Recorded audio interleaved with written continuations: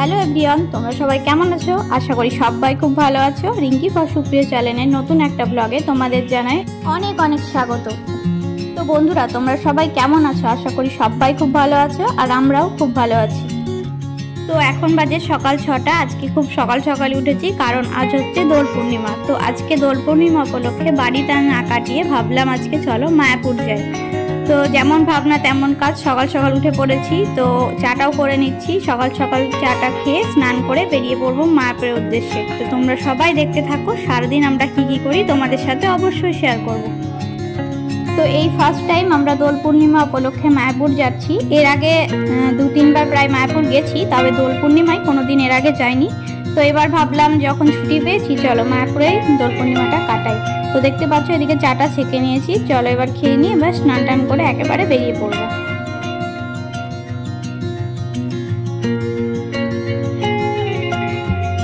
তো আমরা স্নান টান করে রেডি হয়ে বেরিয়েও পড়েছি। তো চলো স্টেশনে গিয়ে আবার দেখা হচ্ছে।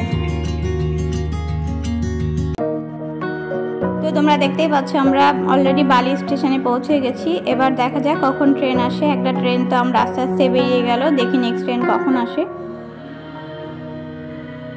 তো আমাদের এই বালি স্টেশন থেকে মায়াপুর যেতে প্রায় 2 ঘন্টা খানেক লাগে।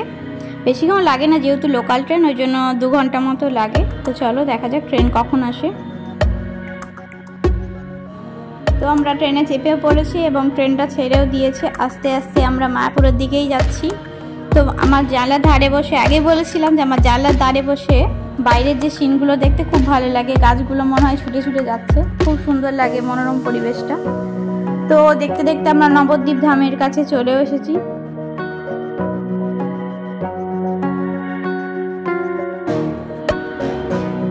তো এটা হচ্ছে নবদ্বীপ ধাম স্টেশন। এর আগের বার যখন এসেছিলাম তখন আমরা নবদ্বীপ ধামের যতগুলো মন্দির আছে সবগুলো দর্শন করে গেছিলাম। তো এবার আমরা মায়াপুরেই নামবো। তো মায়াপুর বলতে এখানে বিষ্ণুপ্রিয়া হল্টে নামতে হবে। পরের স্টেশন নবদ্বীপ ধামের পরের স্টেশন বিষ্ণুপ্রিয়া হল্টেই নামবো। ওখান থেকে মায়াপুরটা কাছে হয়। তো চলো।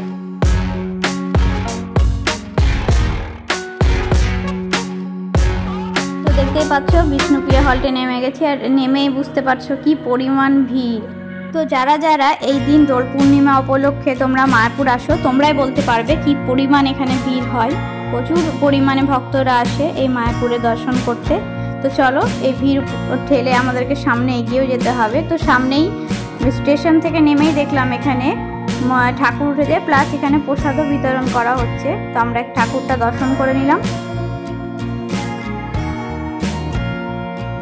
এখানে আমরা প্রসাদও খেয়ে নিলাম। তারপরে মায়াপুরের উদ্দেশ্যে এদিকে বেরিয়ে পড়লাম। এদিকে দেখছো নৌকাতে উঠেও পড়েছি, কারণ এই গঙ্গার ঘাটটা পার হয়ে দেখা যাচ্ছে ওই যে দূরে মায়াপুর মন্দির।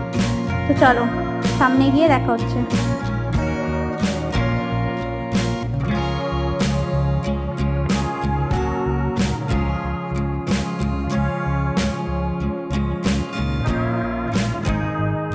নৌকা থেকে নেমে এখানে বাস পাওয়া যায়, আবার অনেকে টোটো করে আসে। তবে আজকে দোল পূর্ণিমা উপলক্ষে যে পরিমাণ ভিড় ছিল, সব ভক্তরা দেখছি হেঁটে হেঁটেই যাচ্ছে। কিছুই নেই আজকে, হেঁটে হেঁটেই যেতে হবে বুঝতে পারছি, তাই হাঁটতেও শুরু করে দিয়েছি। তো দেখতে পাচ্ছ মায়াপুরের মন্দিরেরটাও কাছাকাছি চলেও এসেছি। তো চলো সামনে এগিয়ে যাই।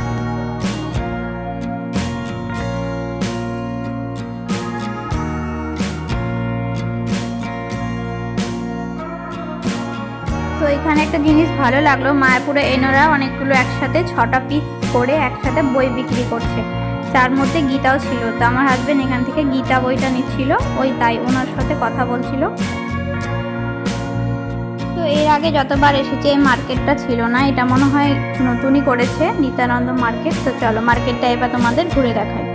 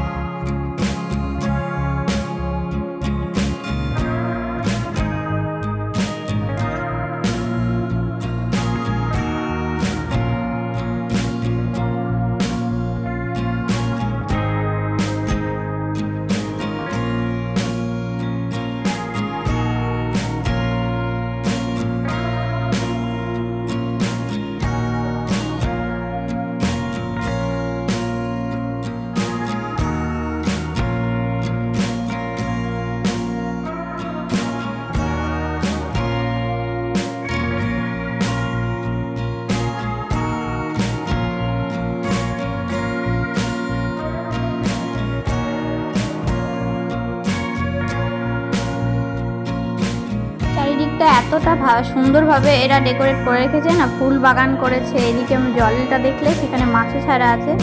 এত সুন্দর অদ্ভুত মনে শান্তি আসে এইখানে আসলে। তোমরা আসলে জানতে পারবে, যারা যারা আসো অদ্ভুত রকম শান্তি মেলে এখানে আসলে।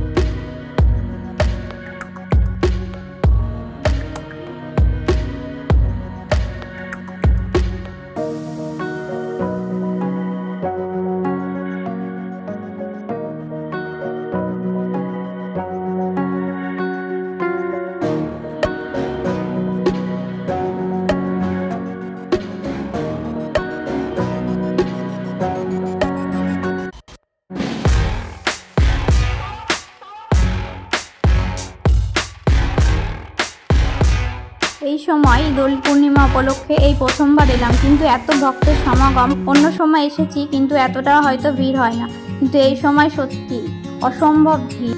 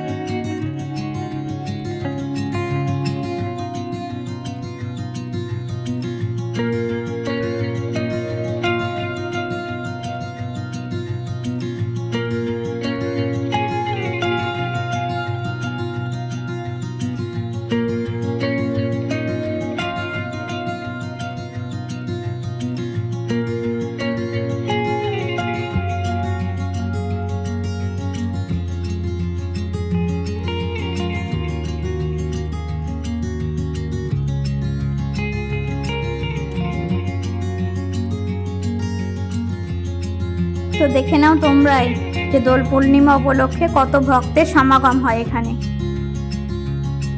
সত্যি এই দোল পূর্ণিমা উপলক্ষে যদি আমরা মায়াপুর ইস্কন মন্দিরে না আসতাম তাহলে জানতেই পারতাম না। এত দূর থেকে, কত দূর থেকে ভক্তগণরা এখানে আসে ঠাকুরের দর্শন করতে। আমরা এসেছি, সত্যি মনটা অনেক শান্ত হয়ে গেছে।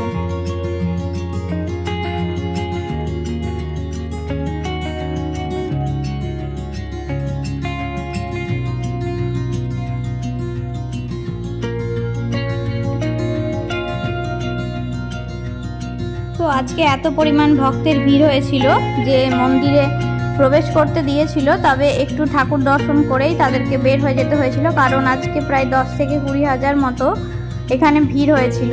তাই এতজন ভক্তদেরকে তো একসাথে ঢোকানো সম্ভব নয়, তাই সবাইকে 100 জন করে দর্শন করিয়ে আজকে সঙ্গে সঙ্গে বের হয়ে গেছিলো। তো আমরা ফাঁকা টাইমে এসে অনেকবার ঘুরেছি। তো ইস্কন মন্দিরে ঠাকুর দর্শন করে আমরা ওখান থেকে বেরিয়ে পড়লাম, একটি পরবর্তী মন্দিরে এলাম। তো এখানে এর আগে আসিনি, এই প্রথম এলাম। তো এখানে অনেক কিছু দেখার আছে, তো চলো তোমরা দেখতে থাকো।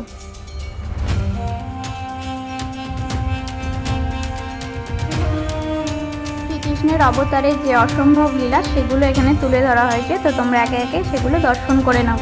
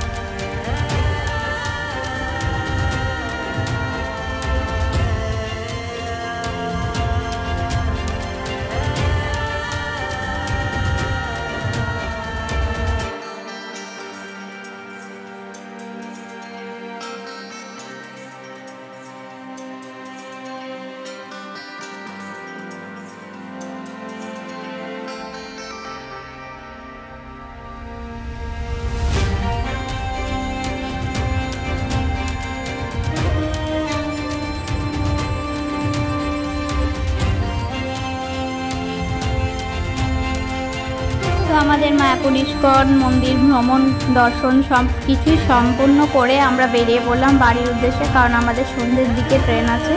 তো অনেকক্ষণ ছাড়া ট্রেন, 2 ঘন্টা অন্তর অন্তর, তাই আমরা 7টার ট্রেনের দিকে যাব। তাই আমরা এখান থেকে 5:30টার সময় বেরিয়ে পড়লাম, লাস্ট ট্রেনটা ধরতে হবে। তো তোমাদের এই ব্লগটা কেমন লাগলো অবশ্যই কিন্তু কমেন্টে জানিও, আর ভালো লাগলে অবশ্যই একটা লাইক করে দিও। তোমাদের সাথে দেখা হচ্ছে এরকমই কোনো নেক্সট একটা ব্লগে। ততক্ষণের জন্য তোমরা সবাই ভালো থেকো, সুস্থ থেকো। ধন্যবাদ। হরে কৃষ্ণ।